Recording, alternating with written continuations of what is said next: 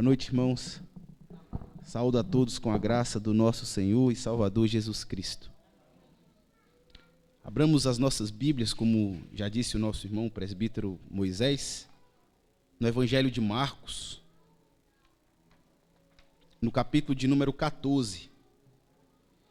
Iremos expor nessa noite do versículo 11 até o versículo de número 16.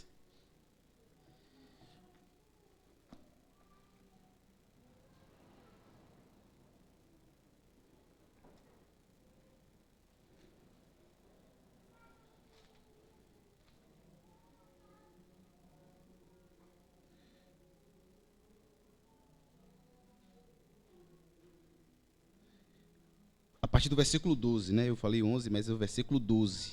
Do versículo 12 até o versículo 16. Essa é a porção que nós iremos expor nessa noite. E também a porção que será lida. Peço aos irmãos que acompanhem com toda a reverência, atenção, a bendita, santa, inerrante e autoritativa palavra do Deus vivo e verdadeiro. Assim diz o Senhor. E no primeiro dia da festa dos pães asmos, quando se fazia o sacrifício do cordeiro pascal, disseram-lhe seus discípulos: onde queres que vamos fazer os preparativos para a Páscoa?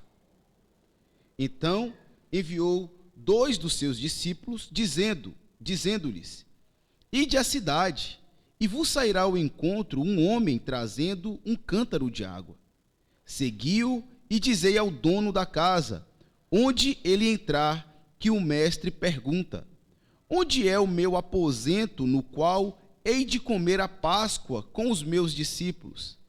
E ele vos mostrará um espaçoso cenáculo mobiliado, e pronto, ali fazei os preparativos. Saíram, pois, os discípulos e foram à cidade, e achando tudo como Jesus lhe tinha dito, prepararam a Páscoa. Amém. Vamos orar, meus irmãos, mais uma vez, pedindo ao nosso Deus que abençoe a exposição da sua palavra, nos dê ouvidos e corações para ouvir o que diz então o nosso Deus pela sua santa palavra. Oremos.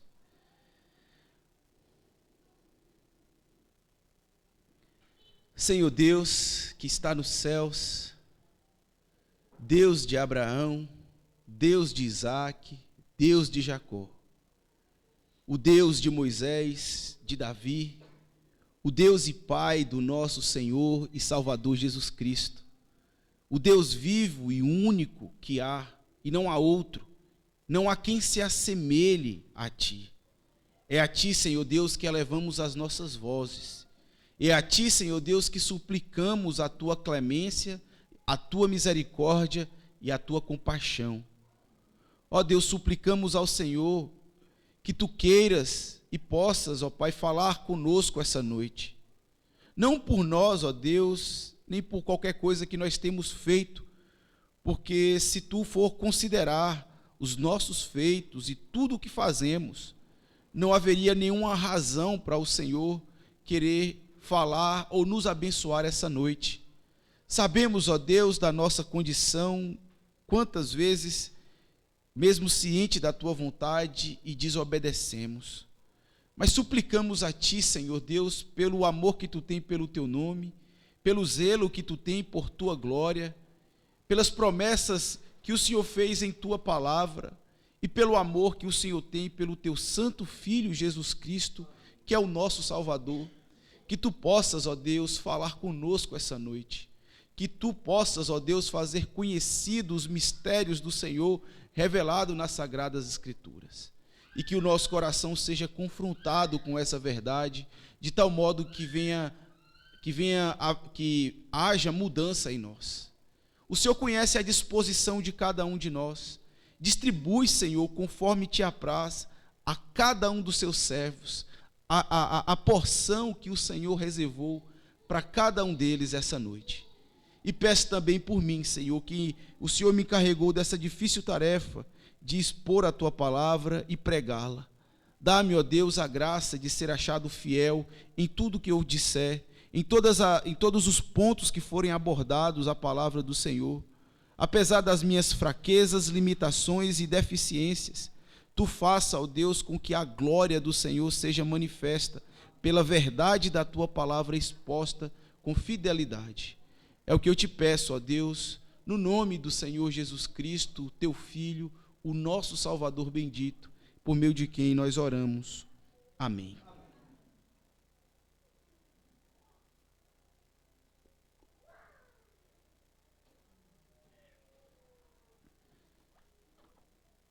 Meus irmãos, o que é que pode evidenciar mais da parte de alguém o amor e respeito que temos pelas pessoas do que a obediência? O que é que poderia externar mais o amor nosso por Deus do que a obediência que nós prestamos a Ele? E quando nós olhamos para as verdades das Escrituras, nós vemos de uma forma mais dramática como alguns dos personagens bíblicos deixou isso tão claro e evidente, o modo como eles amavam a Deus por meio da sua obediência a Ele. E um desses personagens, em uma narrativa tão dramática, nada mais é do que Abraão e Isaque, ainda quando eram crianças. Naquele evento em que Deus havia requerido de Abraão que sacrificasse o seu filho. Imagine bem a prova que Deus colocou a Abraão a provar o seu amor, o temor e a sua fé, dando ele um teste que provasse a sua fé a ponto dele entregar o seu próprio filho.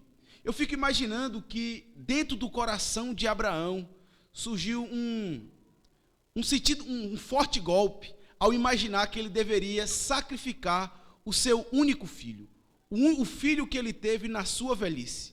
No entanto, ele não hesitou em fazer isso.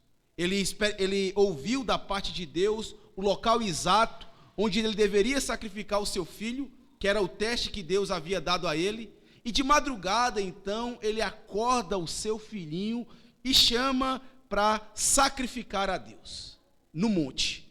E o seu filho Isaque acorda, segue com o seu pai, e chegando no momento, chegando próximo do local onde Deus havia mostrado a Abraão, Isaque faz uma pergunta um tanto dramática, e que, de certa forma, tocou mais uma vez no coração de Abraão.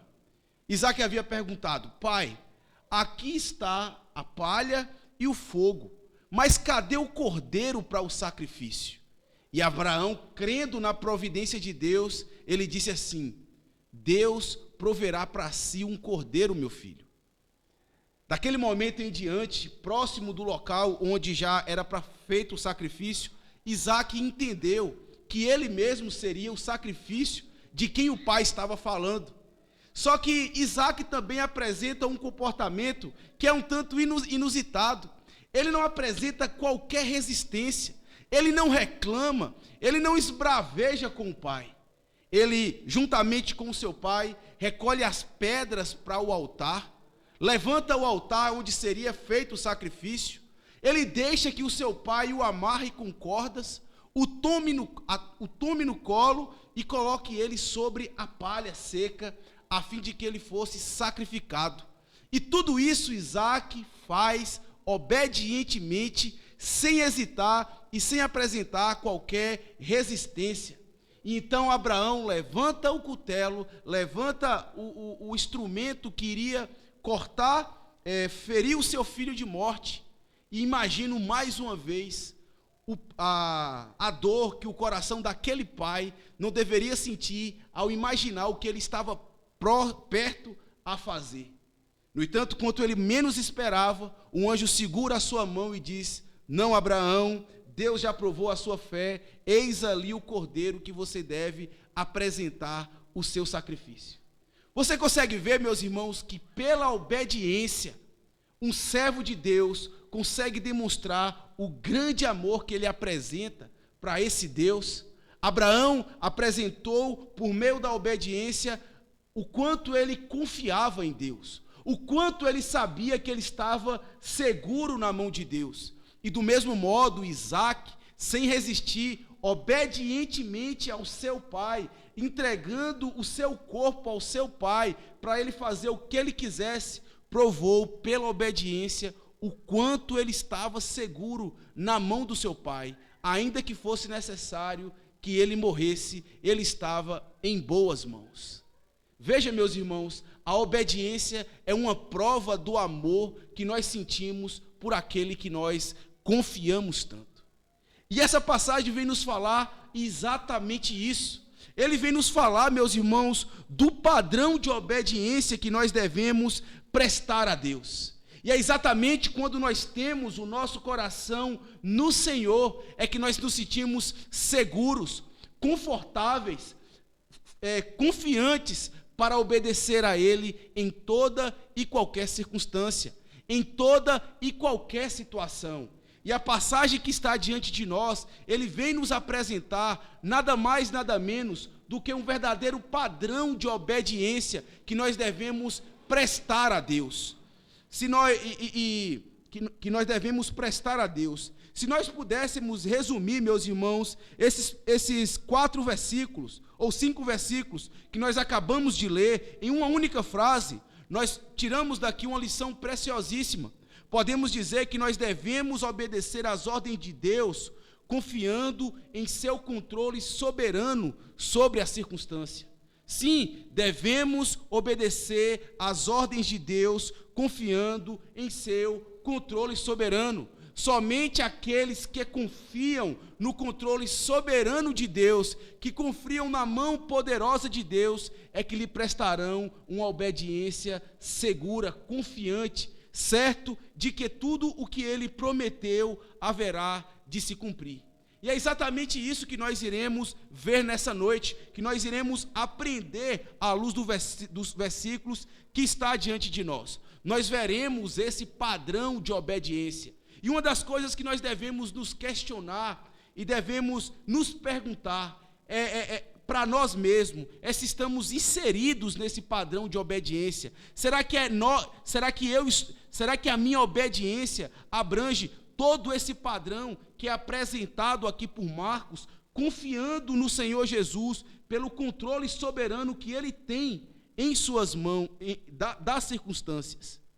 É exatamente isso, irmãos, que nós iremos ver nessa noite. E esse padrão de obediência estampado aqui por Marcos, nada mais é, meus irmãos, do que 3 modos de prestar obediência a Deus.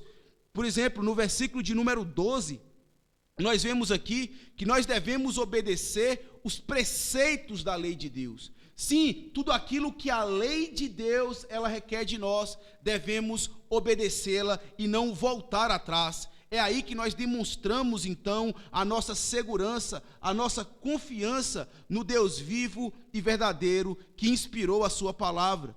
No versículo 13 até o versículo de número 15, nós vemos aqui que devemos obedecer às ordens do Cristo de Deus, não apenas a lei, não apenas aquilo que está determinado na vontade soberana de Deus, mas também o Cristo de Deus, como aquele que é o nosso Senhor, aquele que governa como pessoa, o Deus regente sobre céus e terra, crendo na sua palavra, em tudo o que ele havia dito para nós. Prestamos um padrão de obediência quando obedecemos às ordens do Cristo de Deus. E, em terceiro lugar, no versículo 16, quando obedecemos às ordens dos enviados do Cristo de Deus.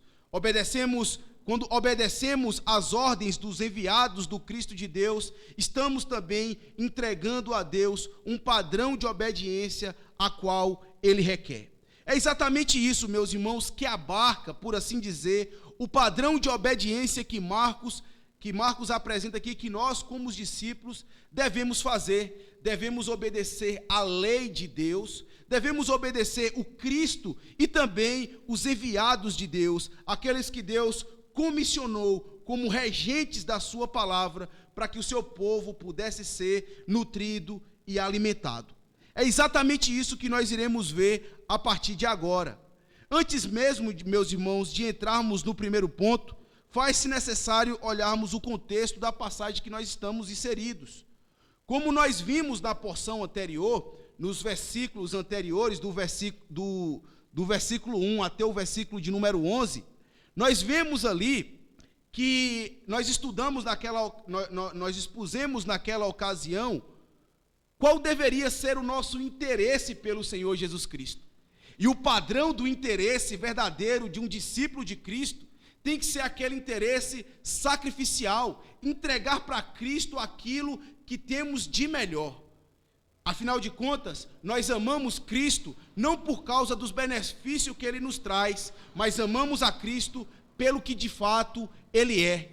E uma pessoa que ama a Cristo, de fato, pelo que Ele é, ele irá obedecer ao Senhor. A forma de sacrifício, aquilo que Ele tem de melhor na sua vida para entregar a Ele, é o seu próprio ser, e Ele entrega a Cristo em obediência subserviente a Ele. E é por isso que nós vemos aqui, então, meus irmãos, Marcos apresentar no versículo 17 a 21 esse padrão de obediência. E a primeira coisa que esse padrão requer é que sejamos obedientes às ordens da lei de Deus. Acompanhe comigo o que diz aí o versículo de número 12, e entendamos, meus irmãos, o porquê esse padrão requer de nós obediência, o padrão de obedecer à ordem da lei de Deus. Veja o que diz o versículo 12. E no primeiro dia da festa dos pães asmos, quando se fazia o sacrifício do cordeiro pascal, disseram-lhe os seus discípulos: onde queres que vamos fazer os preparativos para comeres a Páscoa? Como nós podemos observar aqui, meus irmãos, estamos em um contexto de preparação. Aqui nada mais é do que quinta-feira, de manhã cedo. Do versículo 14 até o versículo do capítulo 14, do versículo 1 a 11, era quarta-feira. Do versículo 12 até o versículo 11, nós estamos, do versículo 12 em diante, estamos aí à véspera da Páscoa, ou seja, estamos na quinta-feira de manhã. E o contexto que os discípulos estão aqui, nada mais é do que de preparação para a Páscoa do Senhor. Onde eles irão ter que sacrificar um cordeiro, onde eles terão que então comer no crepúsculo do dia, ou seja, na virada do dia, na sexta-feira judaica, porque para os judeus o dia se encerra no finalzinho da tarde e inicia o outro dia no início da noite. Então, logo no pôr do sol, daria sexta-feira, onde seria o dia de comer a Páscoa. E quinta de manhã, eles estão fazendo todo o preparativo necessário para comer essa Páscoa, que era nada mais, nada menos do que uma instituição divina.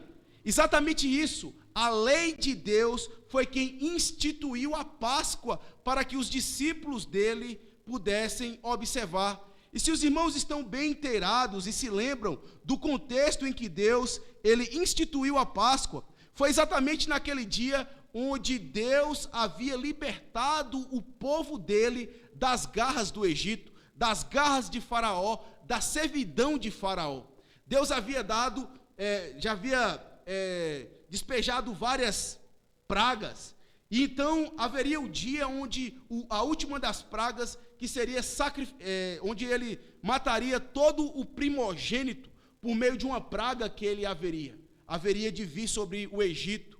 Mas aquela casa que estivesse com o sangue de um cordeiro, a praga ou o anjo, né, da morte, ele não entraria. E então ele passaria pela porta e voltaria, fazendo com que o primogênito daquela casa permanecesse vivo. E foi exatamente nesse dia, meus irmãos, onde todo o primogênito do Egito foi morto, que o povo de Israel foi liberto das mãos de Faraó pelas próprias ordens dele.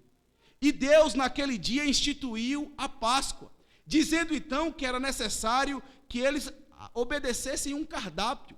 E esse cardápio nada mais era do que ervas amargas, um cordeiro assado, como também eram ervas amargas, um cordeiro assado e o pão sem fermento, né? É por isso que o nome da festa se dá, aqui no versículo 12, como o primeiro dia da festa dos pães asmos, ou seja, pães sem fermento, porque naquele dia era necessário que eles comessem também, naquela ocasião da Páscoa, o pão sem fermento. E o que é que essas coisas simbolizavam? O que é que elas representavam? As ervas amargas, ela representava nada mais, nada menos do que a amargura que o povo de Deus experimentou na terra do Egito. O sofrimento e a opressão que Faraó colocou sobre o povo de Deus.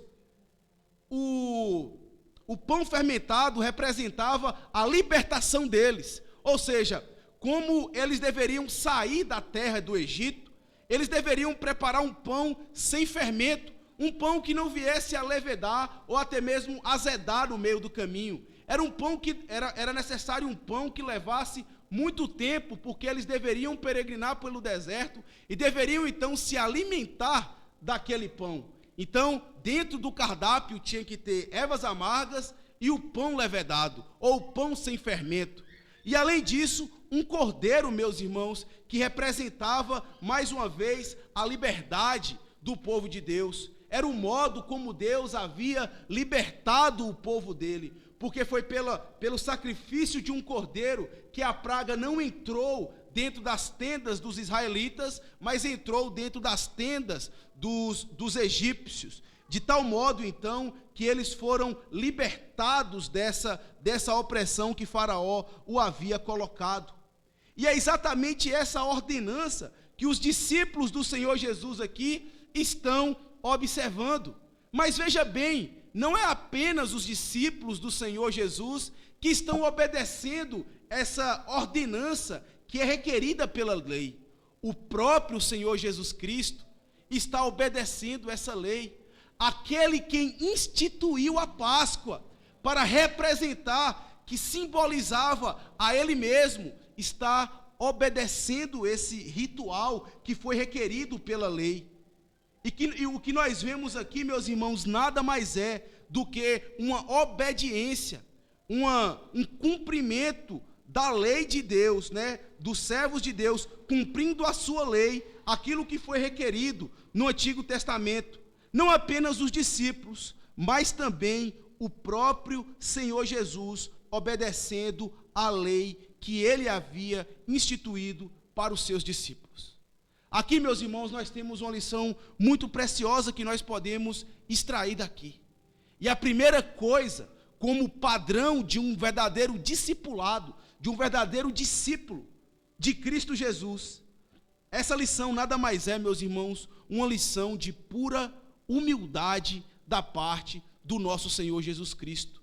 Veja, meus irmãos, como o nosso Salvador, como o nosso Rei, aquele que nos chamou para ser servos dele, ele mesmo foi um servo humilde enquanto esteve aqui na terra. Imagine bem quem era o Senhor Jesus Cristo. Antes da criação, um com Deus. Ele sempre foi um com Deus, mas antes da criação ele não tinha carne, ele era espírito apenas. E ele mesmo foi quem instituiu essa lei para os seus servos no Antigo Testamento. E essa lei representava nada mais, nada menos do que o próprio sacrifício que o Senhor Jesus havia de oferecer. Ele próprio, como nós lemos aqui em 1 Coríntios, no capítulo 5, ele mesmo era o Cordeiro Pascal. Esse Cordeiro representava nada mais, nada menos do que o próprio Senhor Jesus Cristo. Ele que instituiu a lei, obedeceu essa própria lei que representava ele mesmo. E nós vemos aqui, meus irmãos, que o Senhor Jesus obedeceu de um modo tão intenso que ele mesmo veio à morte. A liberdade que os israelitas experimentaram na terra do Egito é a mesma liberdade que nós experimentamos hoje em uma área espiritual. Foi por causa do Cordeiro de Deus que foi morto lá no madeiro sanguinolento que nós temos então a liberdade para nos voltar a Deus, a liberdade para adorar a Deus, a liberdade para fazermos parte da aliança com Deus. E veja, meus irmãos, que humildade o Senhor Jesus ele apresenta, a ponto dele se fazer homem como nós, se colocar na mesma condição de nós. Não bastasse ele ser homem, nascer na condição mais baixa de homem, e ainda ser humilhado na morte mais humilhante que um homem poderia experimentar na sua época. Ele ainda cumpriu perfeitamente a lei que ele mesmo instituiu para representar a si mesmo. Poderia um rei se colocar na condição de vassalo? Poderia um rei se colocar na condição de um mero servo? Pois isso o nosso Senhor e Salvador Jesus Cristo fez para a minha e para a sua salvação. Como devemos, meus irmãos, aprender com o Senhor Jesus Cristo a humildade? Se tem algo que um verdadeiro discípulo de Cristo deve carregar dentro da sua alma, dentro do seu coração, é a humildade que envolvia o Senhor Jesus Cristo. Não tem um atributo que faz uma criatura parecer mais com o Senhor Jesus do que a humildade que ele tem para com Deus, a subserviência que ele tem a Deus, a submissão que ele tem ao nome do Senhor. Mas nós só podemos obedecer esse mandamento, meus irmãos, se verdadeiramente confiamos, se verdadeiramente amamos o nosso Deus, porque essa obediência, ela só pode acontecer, nós só podemos nos lançar em humildade na presença de Deus, confiando a Ele as nossas fraquezas, confiando a Ele as nossas debilidades, se verdadeiramente nós confiamos nele, se nós damos a transparecer o nosso coração, se nós nos colocamos diante dele desnudo, como verdadeiramente que somos, só confiando nele que nós podemos fazer isso. E eu tenho que perguntar para você, como anda a sua obediência a Deus? Você confia de fato no Deus que te criou, que morreu por você, que deu a sua vida por ti? Você confia verdadeiramente nele? Então entregue-se inteiramente. Não existe por que apresentar maquiagens, aparentar ser uma coisa que não é. Ao Senhor Jesus, humilhe-se na sua presença, reconheça as suas fraquezas, reconheça quem de fato você é diante da mão poderosa e bondosa de Deus, e certamente as portas da obediência estarão abertas para que nós possamos transitar por elas. Sim, meus irmãos, a obediência a Deus é uma prova de humildade. Como Cristo ele apresentou aqui, aqueles que confiam nele também se colocam como humildes na sua presença. E outra lição, meus irmãos, que nós aprendemos também, muito importante à luz dessa passagem, e que deve falar muito fortemente ao nosso coração, e deve influenciar o nosso modo como nós enxergamos a Bíblia, é aprendermos a interpretar o Antigo Testamento à luz do Senhor Jesus Cristo. Não há nada dentro da Bíblia que não aponte para o nosso Salvador. Essa era a mensagem dos profetas, essa era a mensagem de todos quantos vieram antes do Senhor Jesus Cristo. Eles apontavam para o Messias, e a mensagem deles nada mais era do que o cumprimento dessa profecia de que Cristo viria e cumpriria toda a lei e toda a ordenança que Deus havia feito. Muitas das vezes nós transitamos pelo Antigo Testamento em nossas leituras, e muitas das vezes nós não entendemos bem o que a passagem está querendo transmitir. No entanto, meus irmãos, talvez uma das coisas que esteja faltando na nossa hermenêutica bíblica, na nossa forma de interpretar a Bíblia, é tentar interpretá-la à luz do Senhor Jesus Cristo. Jesus é a chave que destranca todo o entendimento das Escrituras.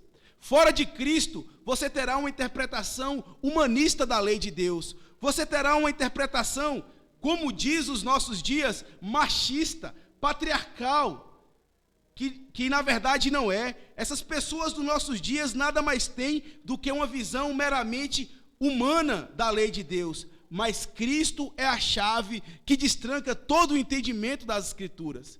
E quando nós assim o fazemos em toda a lei do Antigo Testamento, olhando e procurando Cristo entre as suas entrelinhas, entenderemos qual é a mensagem do Antigo Testamento. O Cordeiro Pascal simbolizava o Cristo de Deus, como tantas outras coisas no Antigo Testamento apontava para o nosso Senhor e Salvador Jesus Cristo.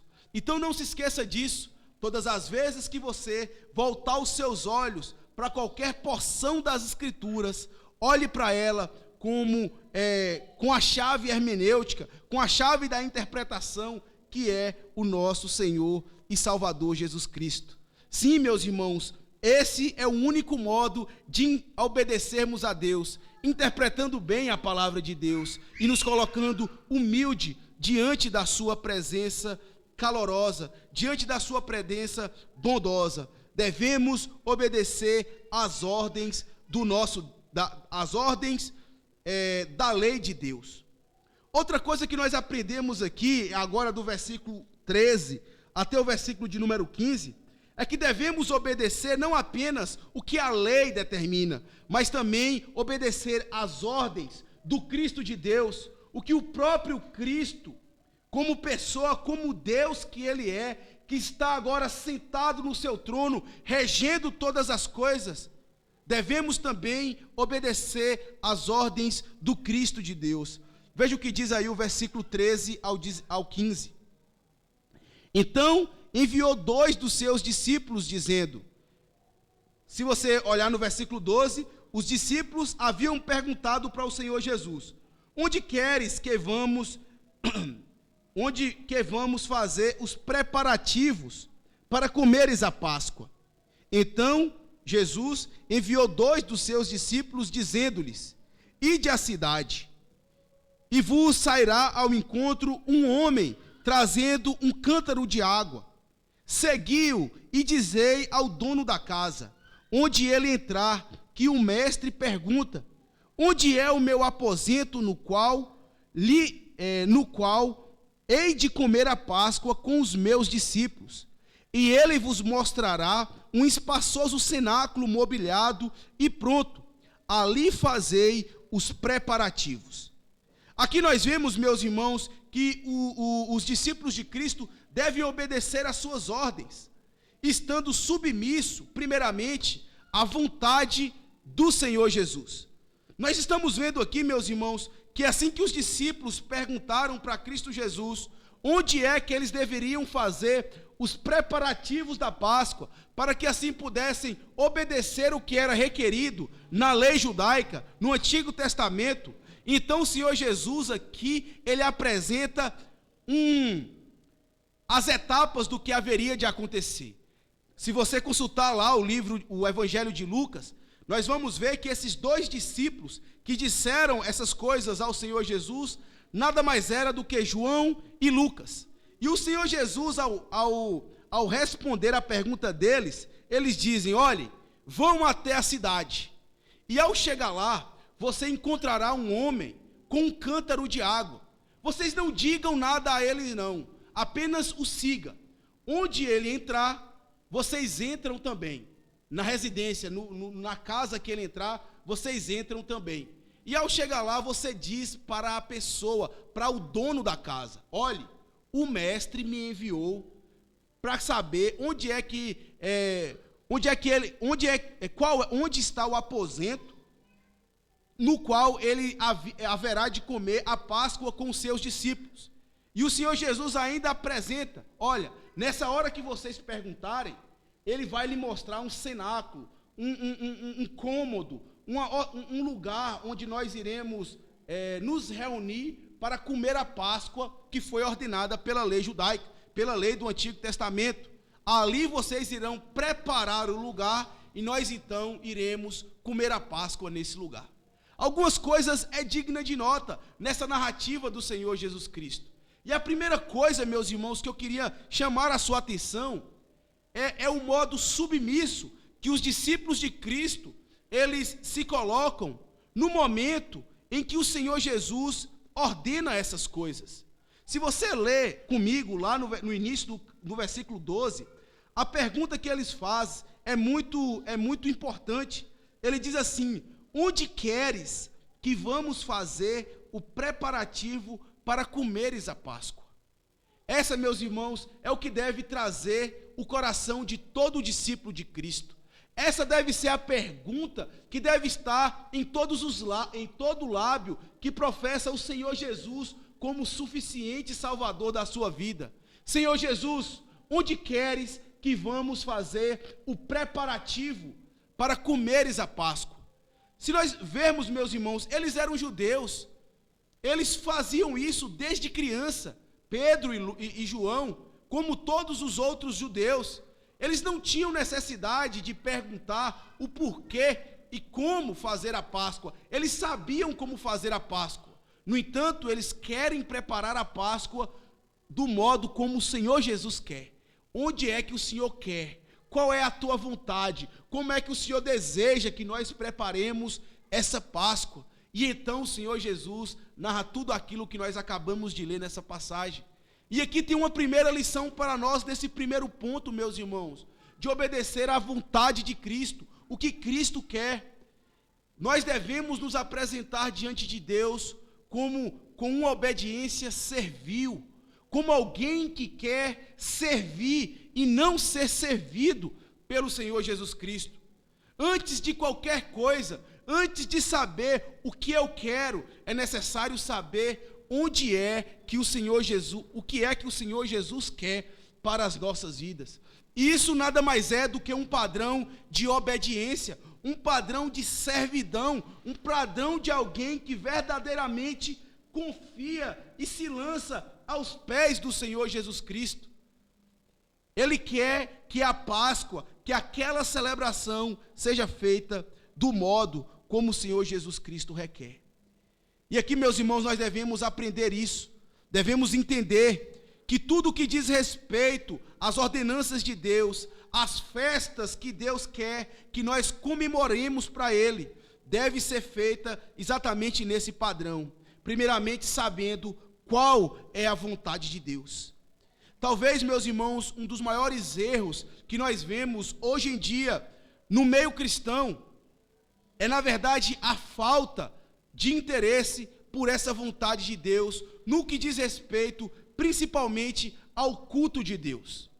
Muitas pessoas têm um padrão de culto como lhe agrada, têm um padrão de culto como ele bem quer e acha que é melhor fazer, e esquecem de fazer essa pergunta básica. Nenhuma festa, como por exemplo no culto, uma celebração: Senhor, o que tu queres para o teu culto? Qual é a tua vontade? Qual o teu desejo? Como é que o Senhor quer que o culto seja celebrado? E muitas pessoas, esquecendo disso, colocam no culto, no momento do culto, várias coisas que agradam a si próprio, agradam a sua carne, agradam a sua vontade, e não necessariamente estão interessadas em saber se agrada a Deus. Uma das coisas que é muito comum nós fazermos, principalmente em festa de aniversário de criança, é preparar aquela festa, ao gosto da criancinha. Por exemplo, se a criança gosta do Mundo Bita, então vamos procurar um tema do Mundo Bita e fazer uma festa que agrade a ele. Ou então, se gosta de alguma outra temática, dinossauro ou qualquer outra coisa, qualquer desenho animado que ele goste, então a festa é comemorada ao padrão, ao gosto da criança. Se nós fazemos isso, meus irmãos, com festa de aniversário, para agradar os nossos filhos e as pessoas próximas a nós, por que então vamos fazer diferente com o culto, com a festa, com a celebração que é dedicada unicamente ao nosso Deus? Devemos fazê-la, devemos prepará-la, organizá-la ao gosto de Deus, do modo como Ele quer. E tudo o que Ele quer, meus irmãos, para o seu culto, está registrado na sua palavra. Essa deve ser o nosso questionamento, essa deve ser a nossa pergunta: Deus, o que tu queres para o teu culto? Qual é o modo que agrada o teu culto? E nós veremos isso, meus irmãos, na palavra dele. É por meio da lei, é por meio das ordenanças, é por meio daquilo que ele registrou na lei dele, que nós devemos fazer para agradá-lo. Não se esqueça disso. Devemos querer satisfazer primeiramente a vontade do nosso Cristo, ao invés da nossa vontade. Mas existe uma outra coisa nessa porção que deve chamar a nossa atenção, meus irmãos. Nós vimos aqui que devemos apresentar a Cristo uma obediência servil, mas devemos também apresentar a Cristo uma obediência confiando no controle soberano dele sobre a circunstância. Veja que a resposta que o Senhor Jesus dá mostra que ele está em total controle sobre a situação.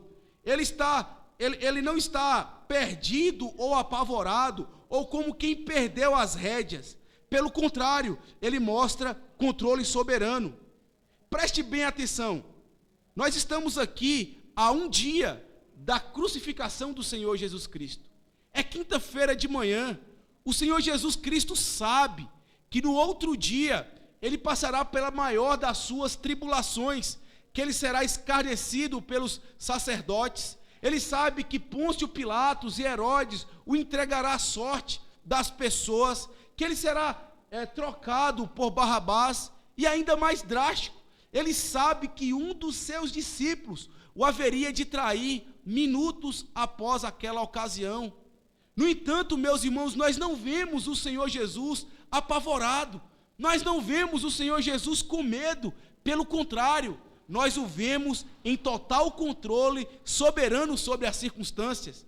Ele então narra a circunstância como de um modo onisciente, como quem vê o futuro de tudo o que vai acontecer. Na verdade, certamente o Senhor Jesus já havia programado com esses homens o que haveria de acontecer. No entanto, o controle soberano dele não passa desapercebido, apesar dessa situação. Perceba, meus irmãos, que o Senhor Jesus narra aos seus discípulos que haveria de apresentar um homem com um cântaro e que eles deveriam seguir para lá. Não apenas isso, que ele deveria entrar na casa e lá na casa ele narra as palavras que os discípulos deveriam dizer ao dono da casa. E os discípulos assim fazem, conforme o Senhor Jesus. E veja, o Senhor Jesus faz todas essas coisas a fim de que eles comemorem, a fim de que eles festejem juntos. Nós não vemos o Senhor Jesus apavorado, conturbado, angustiado. Pelo contrário, ele se mantém confiante, porque ele está no controle, ele está determinando e organizando como todas as coisas devem acontecer. Preste bem atenção nisso. Que segurança nós não devemos ter em um Salvador tal como esse, que tem controle total sobre as circunstâncias ao seu redor, que sabe o fim desde o começo, que sabe que governa todas as situações, até a sua própria vida, ninguém poderia tirar dele. Não eram os sacerdotes, não era Herodes, não era Pôncio Pilatos, ou até mesmo a multidão, quem tirou a vida do Senhor Jesus Cristo. Ele voluntariamente deu, sem pestanejar. Assim como Isaac, ele apresentou-se como um cordeiro mudo, que segue para o matadouro, sabendo qual era a vontade do Pai, sabendo que ele deveria fazer um sacrifício da sua própria vida. Ele se mantém tranquilo, ele se mantém calmo, ele se mantém confiante em um dos momentos mais difíceis da sua vida. Quanto conforto, meus irmãos, e quanta segurança nós não devemos ter, nós não deveríamos ter ao servir um Deus tal como o Senhor Jesus Cristo. O salmista Davi, no Salmo 132, ele faz uma ilustração de como ele se sentia na presença de Deus. E eu tenho para mim, meus irmãos, que essa deve ser a disposição de todo verdadeiro discípulo do Senhor Jesus Cristo. Lá no final do Salmo 132, o salmista Davi diz que assim como uma criança amamentada, farta, ela adormece, ela se conforta nos braços da sua mãe, assim a alma dele estava na presença de Deus.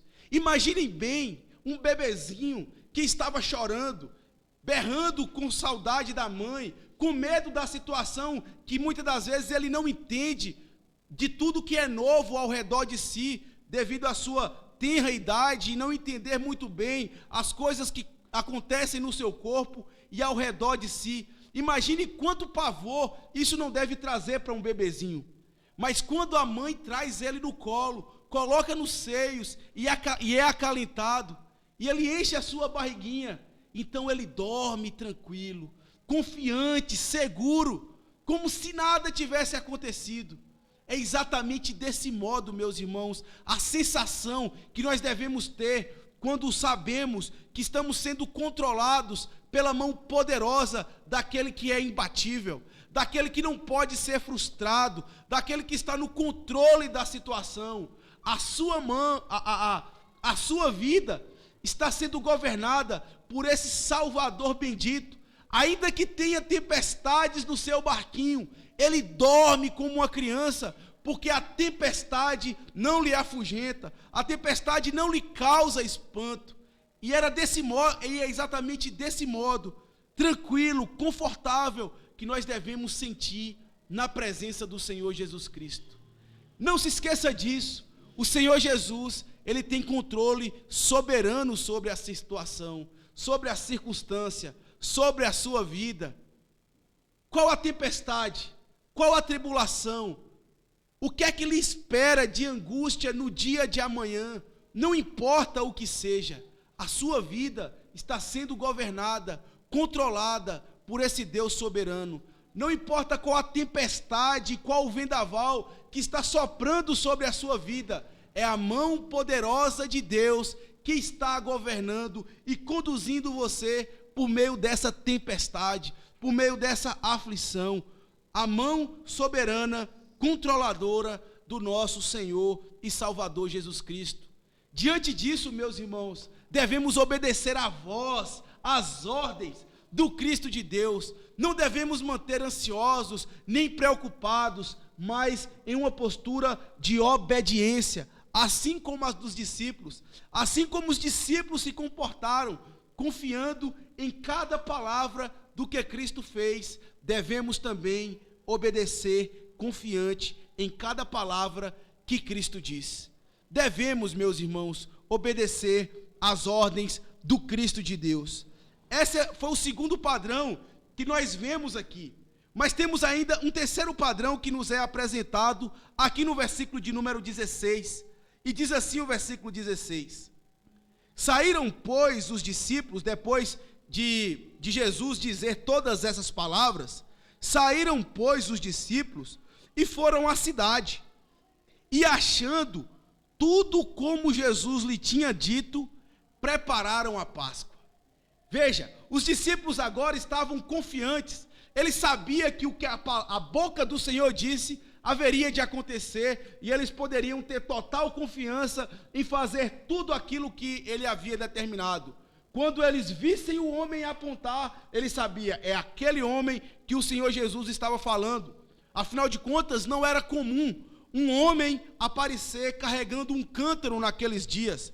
Na verdade, essa nada mais era do que um ofício das mulheres e também dos escravos. Não se era comum um homem carregar vaso de água por meio da cidade. E ao ver essas coisas, ao ver aquela coisa fora do comum, os discípulos certamente entenderam. É aquele homem que eu devo seguir e chegar até a casa onde o Senhor Jesus quer que eu prepare a Páscoa. E então eles seguiram aquele homem. E ao chegar na porta do dono da casa, na verdade, ele entrou, bateu e perguntou, e disse exatamente aquelas palavras de Cristo. Ele disse assim: olha, o mestre me enviou, no versículo 14, dizei ao dono da casa, onde ele entrar, que o mestre pergunta, onde é o meu aposento que hei de comer a Páscoa com os meus discípulos? São exatamente essas palavras que aqueles discípulos dizem para aquele homem. E aquele homem, então, sabendo do que Cristo já havia dito para ele, o permite que os discípulos de Cristo entrem no cenáculo, preparem a Páscoa, preparem o cordeiro, coloquem as ervas amargas, para que dentro em breve o Senhor Jesus possa comer ali com os seus discípulos. Eles se preparam, eles fazem tudo o que Cristo determinou e cumprem então a palavra de Deus, a tal ponto que o versículo 16 diz: saíram, pois, os discípulos, foram à cidade e, achando tudo como Jesus tinha dito, prepararam a Páscoa. Sim, meus irmãos, a primeira coisa que nós aprendemos aqui é que nós devemos ouvir, aliás, que nós devemos nos preparar para aquilo que o Senhor Jesus nos manda fazer. Os discípulos aqui, eles não são pegos de surpresa, eles não estão desprevenidos, eles têm o hábito de se preparar para servir ao Senhor Jesus Cristo, e isso é algo que nós devemos carregar em nossas vidas. Devemos também nos preparar para todo e qualquer serviço que Deus nos comissionar a fazer. E essa talvez, meus irmãos, seja uma das práticas também mais esquecidas pela igreja de Cristo Jesus espalhado para a terra. Nós não vemos, por exemplo, aqui os discípulos apagando fogo constantemente, como nós fazemos na maioria das vezes. Eles não estão desprevenidos no que diz respeito à preparação para a Páscoa. Eles estão preparando com antecedência. Eles então recolhem o cordeiro, eles fazem tudo o que é necessário para que possam então, no momento exato, com Cristo, comer da Páscoa que era ordenada pela lei e imediatamente aqui ordenada também pelo Senhor Jesus Cristo. E nós, meus irmãos, devemos fazer a mesma coisa, devemos nos preparar para esses serviços. Quantas vezes nós não somos pegos despreparados para o serviço de Deus, principalmente no que diz respeito ao culto de Deus. Muitas das vezes, meus irmãos, permanecemos tão despreparados para vir à casa do Senhor, que não chegamos exatamente no horário que o Senhor requer que o culto dele aconteça. Por que essas coisas acontecem? Porque estamos despreparados, não nos preparamos com antecedência para obedecer à ordem que Cristo requer de nós, de cultuá-lo no tempo que ele determinou, no momento que ele nos convoca para estarmos na casa do Senhor.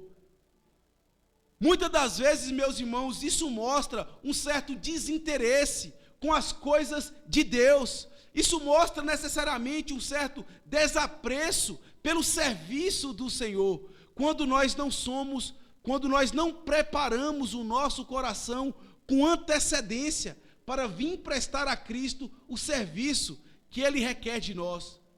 Perceba que no que diz respeito à preparação da Páscoa, ela tinha um dia específico para que acontecesse. E então todas as pessoas da cidade de Jerusalém, elas se preparavam com muitos dias de antecedência. Eles tinham que andar longas jornadas para que no dia 15 de Nisan eles estivessem lá em Jerusalém para então comer da Páscoa. Eles não podiam comer a Páscoa em qualquer outro lugar da cidade de Jerusalém. Eles tinham que comer necessariamente lá em Jerusalém. Então eles saíam das suas casas, vinham andando em peregrinação durante dias, até para que no primeiro dia da Páscoa eles estivessem lá com seus cordeiros prontos para que obedecessem essa ordenança. E muitas das vezes, meus irmãos, nós não precisamos sair dias de antecedências, são horas de antecedências, são uma semana de antecedência para estarmos na casa do Senhor e não nos preparamos devidamente para o festejo, para a celebração do culto de Deus, e em especial da Páscoa, que todo santo domingo nós estamos aqui festejando e celebrando com o nosso Senhor. Isso, meus irmãos, mostra o apreço, mostra a importância que o culto, que os festejos e as celebrações da casa de Deus têm para nós. Se nós não preparamos com antecedência para servir a Deus, se nós não nos preparamos com antecedência, a nossa obediência a Ele tende a ser falha, porque mostra que, de certa forma, Ele não está carregando a prioridade em nossas vidas. Ele não é a coisa mais importante. Existem coisas mais importantes do que o culto.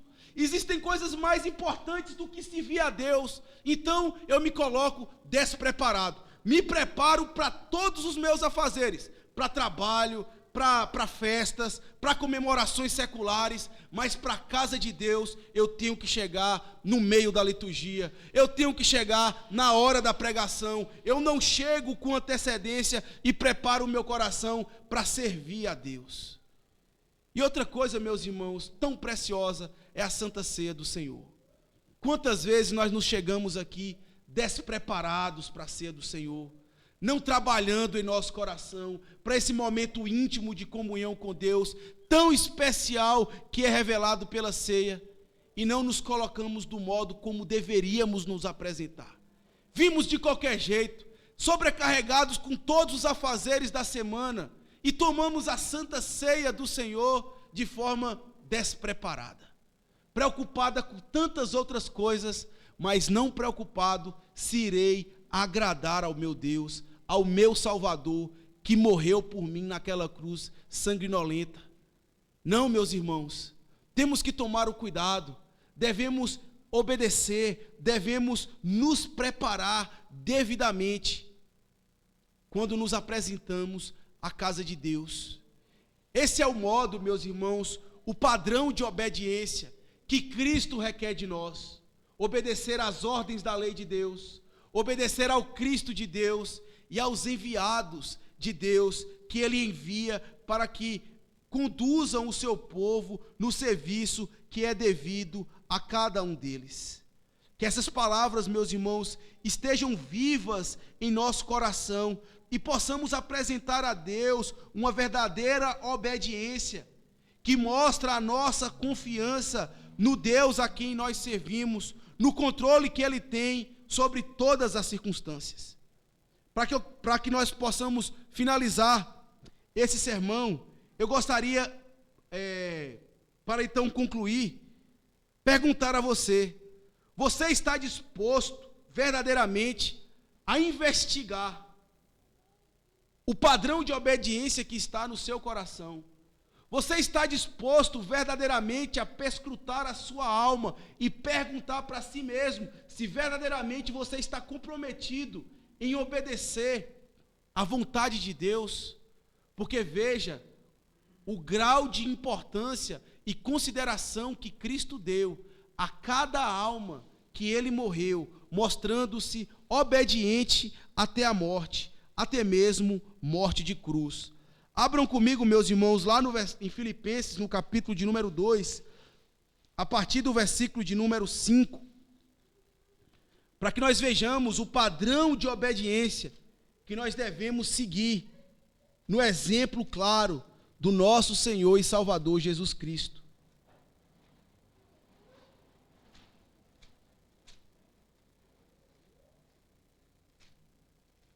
Filipenses 2, a partir do versículo 5, diz assim a palavra do Senhor: tende em vós, diz o apóstolo Paulo, tende em vós o mesmo sentimento que houve também em Cristo Jesus.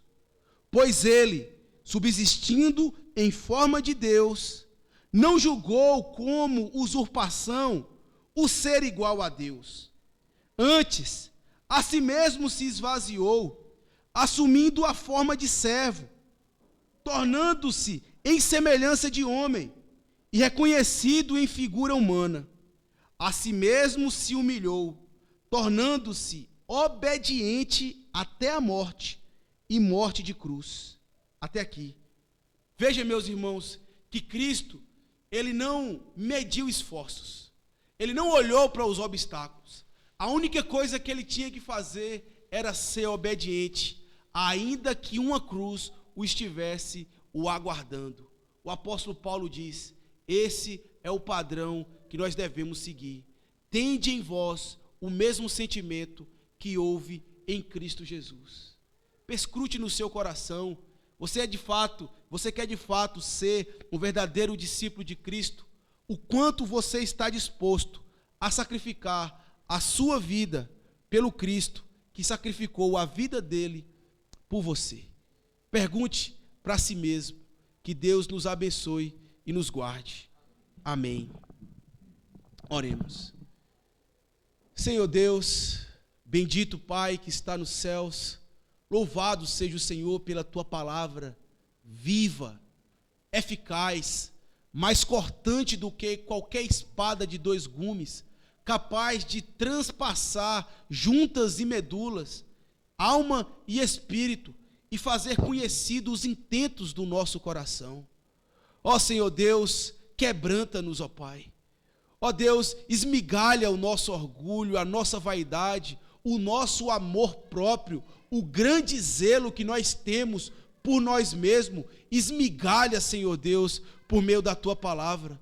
Esvazia-nos por completo, do mesmo modo como Cristo se esvaziou para que pudesse cumprir a sua obra salvífica em nosso favor.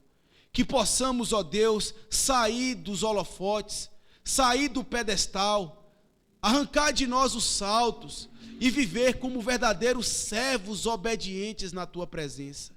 Dá-nos, ó Deus, um coração humilde, dá-nos um coração que verdadeiramente confia no Senhor, dá-nos um coração verdadeiramente preparados para o serviço do Senhor. E assim, Senhor Deus, certamente cumpriremos o propósito de obedecer a Ti, como o Senhor requer. Converte-nos, ó Deus, e seremos convertidos. Glorifica o Teu nome em nós, é o que nós te pedimos, em nome de Jesus. Amém.